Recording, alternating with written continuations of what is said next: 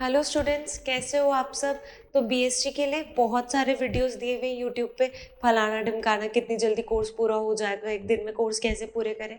लेकिन जो नहीं दिया हुआ वो क्या है, वो है केस स्टडी। सबसे ज़्यादा दिक्कत भी वहीं पे आती है। तो हम क्या करेंगे, लाइन वाइज हर चैप्टर की केस स्टडीज करेंगे।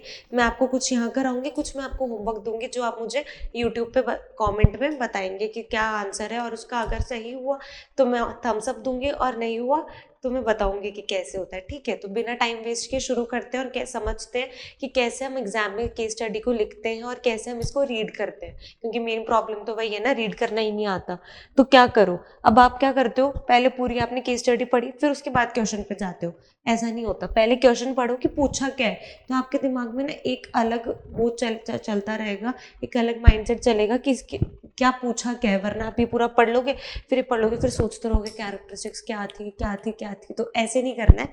पहले हम देखेंगे कि क्या लिखा हुआ है, पूछा क्या है, उसी पर्सपेक्टिव से हम पूरा ये जो केस स्टडी है इसको रीड करेंगे। ये क्या होता है, ये हमारा क्वेश्चन होता है। ठीक है, और ये पूरा हमारा केस दिया हुआ होता है कि केस ये है। ठीक है, तो क्या पूछा है इसके अंदर, what are the various characteristics of management you can find highlighted here. तो क्या पूछा है, कैरेक्टरिस्टिक्स पूछी। अब कैरेक्टरिस्टिक्स ऑफ मैनेजमेंट जल्दी से याद करो, क्या थी क्या थी। अब क्या थी, परवेसिव है, गोल ओरिएंटेड है, मल्टी डायमेंशनल है, डायनामिक है, कॉम्प्लेक्स है, वो सब थी। ठीक है, तो अब एक आइडिया लग गया ना कि कौन कौन सी थी, सब याद आ गई है दिमाग में। फिर पूछा है also identify the lines in which these characteristics have been highlighted. और वो लाइन्स बतानी है जहाँ पे ये कैरेक्टरिस्टिक्स है। अब क्या है ना, ये बहुत ईजी क्वेश्चन है, पता है बहुत ईजी, लेकिन एग्जाम में हम इसको इतना पढ़ पढ़ के इतना उल्टा कर देते हैं कि हमको ये सबसे हार्ड क्वेश्चन लगता है। अब बिना टाइम वेस्ट के करते हैं, और आपको कुछ भी लगे ना कि ये ऑब्जेक्टिव है तो एक बार उसको अंडरलाइन कर लो। फिर उसके बाद एग्जाम लिखते टाइम आंसर उसको लिख दो, और अंडरलाइन उस टाइम पे भी कर दो। मैं बताऊंगी कैसे करना है। तो क्या लिखा हुआ है, Josh Enterprises decides to have a meeting of all the key employees of different departments in the organisation. Josh Enterprises ने एक मीटिंग रखी जहाँ पे सारे की एम्प्लॉयज थे, हर हर डिपार्टमेंट के। फिर क्या है, the main motive is to tell the employees to keep the target of 20% increase in sales as the main objective when they work throughout the year. अब उनका क्या हुआ, इन्होंने एक प्लानिंग की, इन्होंने लिखा ईयरली। तो मेन ऑब्जेक्टिव पहला क्या था, गोल ओरिएंटेड। ठीक है, मेन ऑब्जेक्टिव था 20% सेल्स इंक्रीज करनी है। तो अब क्या करोगे, देखो वन गोल ओरिएंटेड, क्योंकि यही तो मतलब होता है ना कि गोल डिसाइड करके चलो कि ये गोल होना चाहिए, ऑब्जेक्टिव होना चाहिए, उसी हिसाब से सब काम करेंगे, ईयरली मंथली वीकली जो भी आप प्लान बनाते हो उस हिसाब से। ठीक है, फिर 20% increase in sale as the main objective when they work throughout the year. पूरे साल का ये हो गया, तो ये पूरा। फिर है, the meeting is full of ideas regarding the employees and process involve. पूरी मीटिंग किस चीज़ पे थी, फुल ऑफ आइडियाज थी, और कैसे प्रोसेस होगा कैसे नहीं होगा, वेरी इजी राइट। फिर है, various plans are made to harness the potential of the employees and streamline the processes. अब क्या बोला हुआ है इसके अंदर कि बहुत सारी पॉलिसीज या फिर प्लान्स ऐसे बनाए गए थे जो हार्नेस करते हैं एम्प्लॉयज़ के पोटेंशियल को, और स्ट्रीमलाइन द प्रोसेस मतलब प्रोसेस कैसे होगा, इनपुट को आउटपुट में से कैसे चेंज करेंगे। अब याद करो, इनपुट से आउटपुट को कैसे चेंज करने वाला कौन सा कैरेक्टरिस्टिक था ऐसा कोई, हाँ ना, मल्टी डायमेंशनल एज ऑपरेशन। हमने तीन पढ़े थे, वर्क,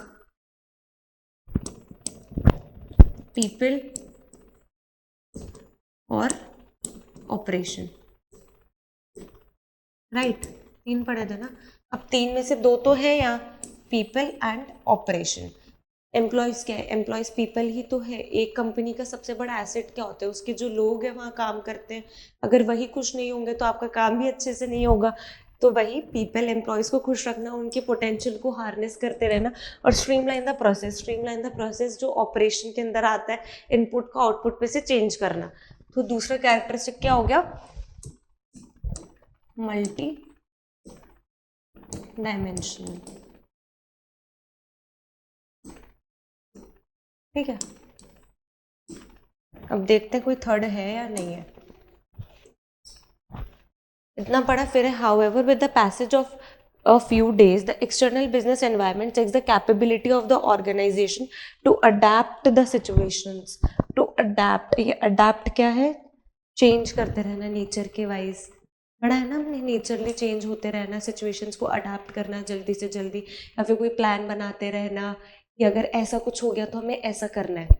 तो हमने ये भी पढ़ा था कि मैनेजमेंट बहुत डायनामिक इन नेचर होता है, बदलते रहना चाहिए, वरना क्या होगा, अगर बदलोगे नहीं तो बिजनेस क्या होगा, ठप, है ना। तो थर्ड क्या हो गया, अब थर्ड हो गया हमारा डायनामिक इन नेचर।